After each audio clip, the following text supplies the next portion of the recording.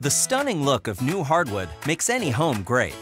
It comes in many colors and species to match the style of your home. You can choose traditional solid hardwood or a more budget-friendly alternative, engineered hardwood.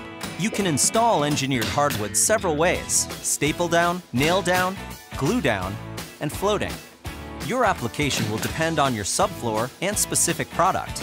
For any method, you'll need to prep your subfloor, lay out any underlayment if needed, and mark a starting line.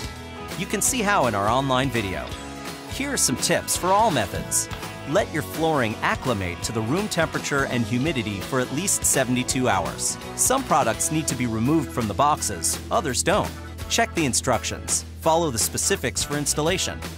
Also, before you get started, check for warped and defective boards. A few bad pieces are not uncommon. And it's a good idea to install the boards from several boxes to mix up color and shades.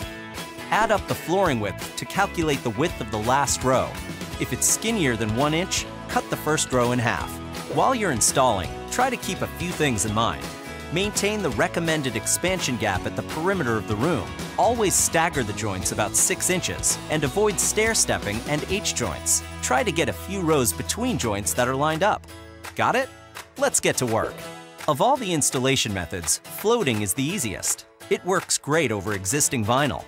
And some flooring even locks together to make the installation even easier. To start, be sure you've prepped the floor with underlayment and layout lines. Use the longest, straightest boards for row 1 and set your first piece on the starting line, tongue side facing the wall. Place spacers against the wall to maintain the expansion gap, typically about ½ inch for floating.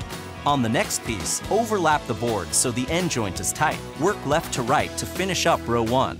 At the end, you might need to cut. Set the piece face up and cut through. For row 2, angle the piece into the first row and fold flat to lock it in place. Same thing for the next piece. You can use a tapping block to help lock pieces together. Then, just keep going. It's that easy. Remember to keep your joints tight and staggered at least 6 inches. Cut around any obstructions like vents or columns.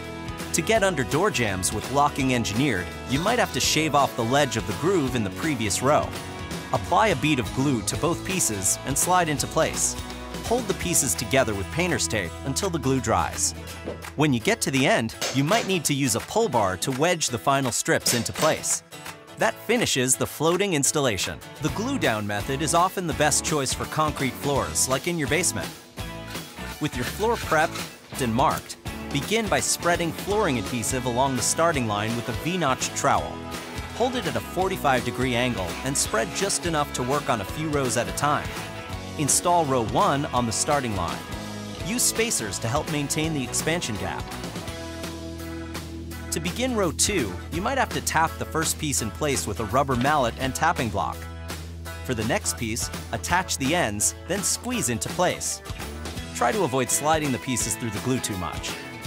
Continue with the installation, staggering the joints and keeping the ends tight.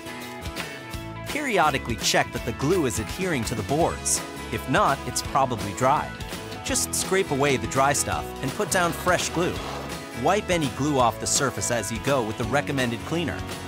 Also, you can use weights to hold down any slightly bowed pieces. Continue installing. Near the end, you might have to kneel on the flooring. Tape will prevent the flooring from sliding apart. For the last row, install using a pull bar.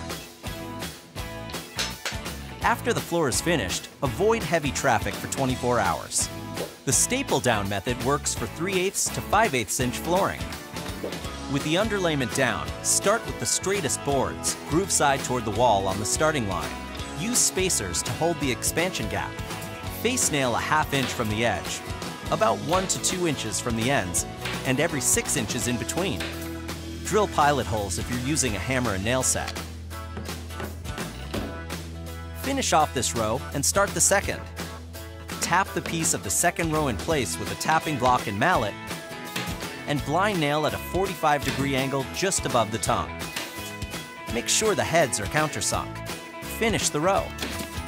On the third row, you can use the floor stapler. Staples are typically used on engineered woods and nails on solid hardwoods. You can practice on a scrap piece to adjust the air pressure. The staples must be countersunk. Set the stapler against the boards and space the staples every 6 inches. Keep installing the floor. The joints need to be tight and staggered. For the last few rows where the blind stapler won't fit, you might have to face nail the boards. If the last row is about 1 inch, just glue it to the previous row.